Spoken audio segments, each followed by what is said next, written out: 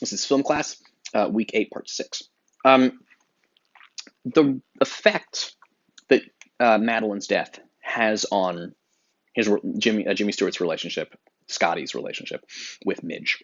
I'm sorry, you have to learn the names of the actors in these movies because in my mind, sometimes I know the character name, sometimes I know the actor name. Sometimes I know them both, but I'll use the actor name instead of the character name. It kind of depends on how famous the actor is.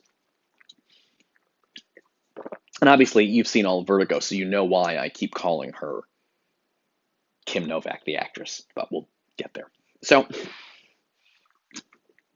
because if I called her Madeline, it'd be slightly confusing, but we'll get to it, even though her name is Madeline.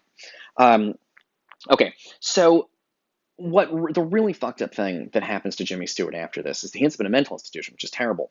But look what it does to poor Mitch. Midge and Jimmy Stewart used to be engaged. She broke it off for some reason we don't know. She's clearly still in love with him after all these years, but he just sees her. He doesn't see her in a romantic way, and in fact, he calls her mother. And there's a shot when he refers to his mother. You can see a close up of her face where she's a little bit pained that he talks to her like mom instead of like someone he could be in love with.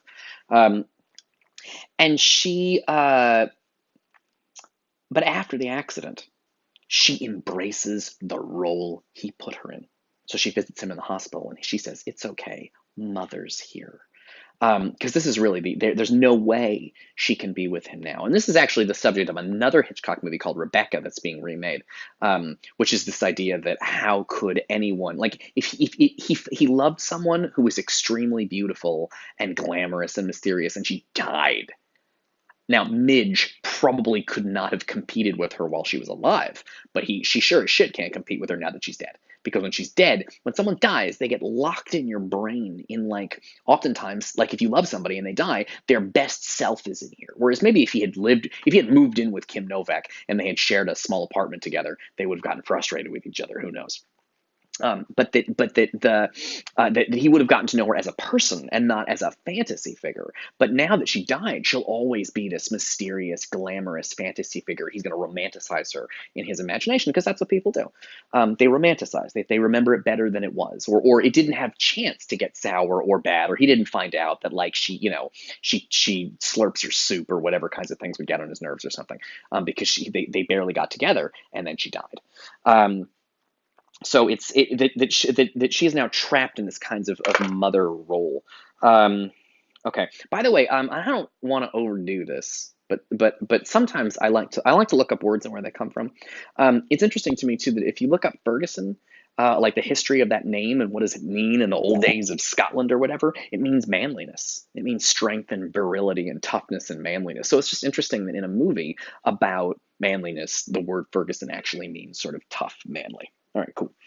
You can't always do that, but sometimes it's interesting to look up like why do characters have the names they have. Can't emphasize this enough. Write it down and keep it next to your essays. Yeah, whenever you talk about these movies, don't just talk about the decisions the characters made. Talk about people created this thing that you're watching. Why did they create it like this and not some other way? And what do audiences get out of it? You really got to focus on that. It's really the centerpiece. Because the reason his name is Ferguson is because that's his dad's name. But the reason why Hitchcock named the character Ferguson has to do, I think, with this idea of manliness and virility that is, yeah, okay, all right. And then she haunted all of these places, like the McKittrick Hotel and the art gallery, and now he haunts them. And she saw a double of herself in her great grandmother. Now he sees doubles of her. He sees people and he thinks it's her and it's not her. And he thinks it's her and it's not her. And he thinks it's her and it's not her. So he's haunted by sort of doubles of her. Okay, cool. Then, and this is where the movie really gets good. I mean, it's been pretty good, but it really gets good now. Then he meets Judy. Now, for starters, Judy, the actress playing Judy, is Kim Novak, so that should be it. But it's amazing to me what makeup and costume and acting will do. The first time you watch this movie, it's very easy to watch Madeline, and then he meets Judy, and it may take you a beat to realize that's Kim Novak again. It's the same actress. Madeline and Judy are being played by the same actress. But you can watch the movie and think, well, that woman looks a little bit like Kim, but she's got dark hair. She has a very different way of speaking. She's like very plain farm girl from Kansas, I think. There's your Wizard of Oz reference again. And she uh, yeah, her last name, by the way, means Barton. Judy Barton. Barton literally means farmer. Comes from a word for farmer. Um, cool. So he meets her. It's shock. It shows you the power of acting, of makeup, of costume, of hair to transform one person into another. Because it's Kim Novak as both Madeline and Judy. Um, cool. So it's really amazing. There is a bar next to Kim Novak's hotel called the Twelfth Night. That is a reference to a Shakespeare play. I probably won't talk about that, but if you know the play, it has a very interesting connection to Vertigo. But I think it's probably I don't think I'm going to do that whole thing right now. Maybe I'll do it at the end, like a footnote, in case anybody really wants it. But I'm not going to do it now. Okay. So when Jimmy Stewart leaves her, there's a fascinating moment when he's our main character. So when he leaves, we expect the camera to follow him, but it doesn't. It stays with Judy, who we just met. And Judy, interestingly, looks almost directly at the camera, like she's looking at us, the audience, because she knows. It's like she knows that she's in a movie. She looks at us like, I know you got some questions about how I'm the same person. And then we get the story. We get the explanation of the twist. Now, I hate to do this to you, but I am going to explain the twist in detail because I've played this movie several times for students, and sometimes they're still fucking confused. It is a little bit confusing because it's a crazy thing, and it's worth pointing out that up until this moment, maybe it was fucking ghosts, right? There's that part at the inquest when Gavin goes up to Scotty and says, maybe it's when he has the dream. Sorry, when he has the dream about all the terrible things that happened to him, you see Carlotta's ghost kind of hovering around. You think maybe it's a ghost. The twist is it's not a ghost at all. The twist is that Madeline and Judy are played by the same actress because they're the same person. And she explains it, but it happens so fast and so much is going on. A lot of my students feel very fucking confused. It's real simple. Not real simple, but Gavin hires Jimmy Stewart he says, my wife is having mental problems, please follow her. And Jimmy Stewart starts following this woman.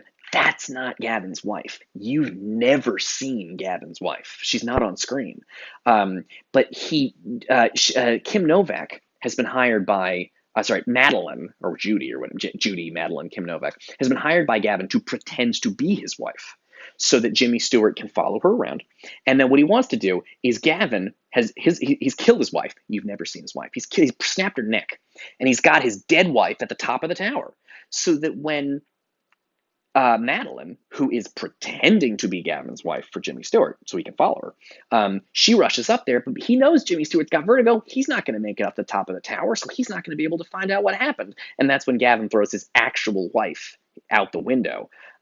Judy Madeline Kim Novak was only ever an actress designed to pretend to be the wife so she could lure Jimmy Stewart to the tower. And because Jimmy Stewart can't climb the tower, he won't see what really happens. But because of the backstory, I hired this man to look after my wife because I was worried she was going to commit suicide, makes the jury go, it was suicide and not what it actually was, which is murder. So it's and I guess Gavin and Judy Madeline, come down later. They sneak out or whatever. But that's the twist in the movie.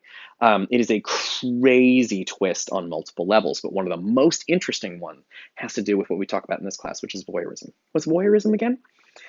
Voyeurism is what private detectives and you, the audience, do, which is you want to watch, but you don't want to be watched, right? You can see them, but they can't see you. The fucked up thing in Vertigo, what really causes Vertigo, the fucked up thing in Vertigo is that Jimmy Stewart, as a private detective, was following Kim Novak, spying on her. He knew she was there, but she didn't know he was there.